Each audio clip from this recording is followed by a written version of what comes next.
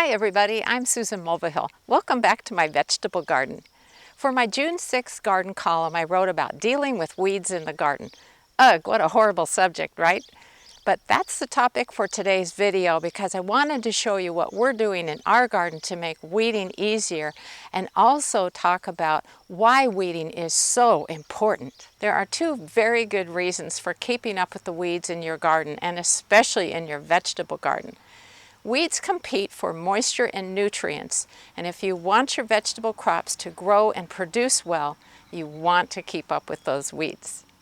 The second reason is that there are certain types of vegetable garden pests that kind of home into certain families of weeds. And that's where maybe they feed before they attack a certain type of plant in your garden. Maybe it's where they overwinter. Maybe it's where they lay eggs. And so you definitely want to make your life easier in the pest department by keeping up with the weeds. Now, I made myself a list of the different types of vegetable garden pests that can wreak havoc in your garden even more because of the presence of certain types of weeds. So, for example, Colorado potato beetle, grasshoppers, cabbage loopers, cabbage worms, carrot rust flies, flea beetles, harlequin bugs, hornworms, lygus bugs, and thrips.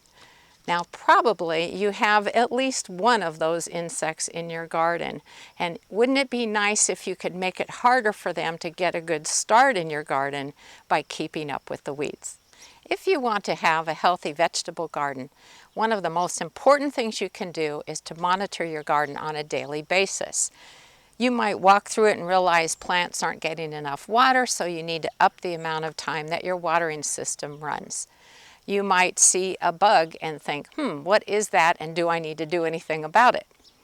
But the other thing you might notice is a weed coming up. Just pull it on the spot and that's one less to deal with later. I do that all the time when I'm walking through our garden. I'll see something, realize it's a weed, and out it comes. As you've probably noticed, we have a whole bunch of raised beds in our garden. There's 27 of them to be precise, and I always have to laugh when I say that because obviously we like growing in raised beds. But the pathways are all 3 feet between the raised beds.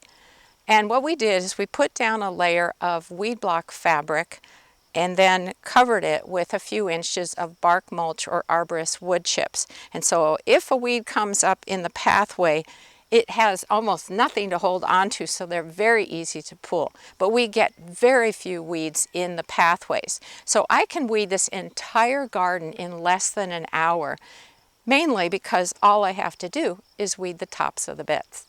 When it comes to using weed block fabric, which is also known as landscape fabric, I do not recommend using it in landscape beds at all because it will be a nightmare to deal with. For one thing, the plant's roots will grow through it, so if you need to take something out or you want to change up the types of plants you're growing, you will have a horrible time dealing with it. Also, even though the fabric is permeable and it lets water through, it doesn't necessarily let it through evenly all across it. So some plants might not be getting enough water while others are probably getting too much. So please just use weed block fabric or landscape fabric in permanent pathways, not in landscape beds. One of the things I used to do years ago until I learned not to is I used to fluff up the soil in the beds around the plants because I thought it made the beds look so pretty. Well, all I was doing was bringing up weed seeds to the soil surface where they were only too happy to germinate and grow. I do not do that anymore, and that has substantially cut down on the amount of weeding I have to do. One of my secret weapons in the war against weeds is mulch. What I like to do is place a couple of inches of grass clippings from our lawn, which I can get away with because we don't use any herbicides. But other suitable mulch materials would be things like shredded leaves or weed-free straw. It keeps light from hitting the soil surface, which means it's very hard for weed seeds to germinate and grow. And the added benefit is it also helps the soil retain moisture. That is awesome. So definitely use mulch. And now that most of our vegetable plants are large enough, I'm going to be mulching all of the beds. One of my favorite weeding tools is the Cobra Head, and no, I don't sell them or have stock in them, but these work so great for all different kinds of weeding circumstances. I also use them for planting seedlings if I just need a small hole. But when you're trying to get out a weed, do your best to get the whole root, because some of them will resprout from what you left in the ground, and that's not good at all. I've got a few weeds here in between some of our onion plants, and I'm just using this Cobra Head tool to help get the whole root. And that's the whole bed weeded. That was quick. One other thing I wanted to mention is that if you pull any weeds that have flowers already, do not put them in your compost pile, because it's amazing how easily the weed seeds will mature. Then they sprout in your compost pile, and when you spread the compost in your garden, you've just magnified the problem.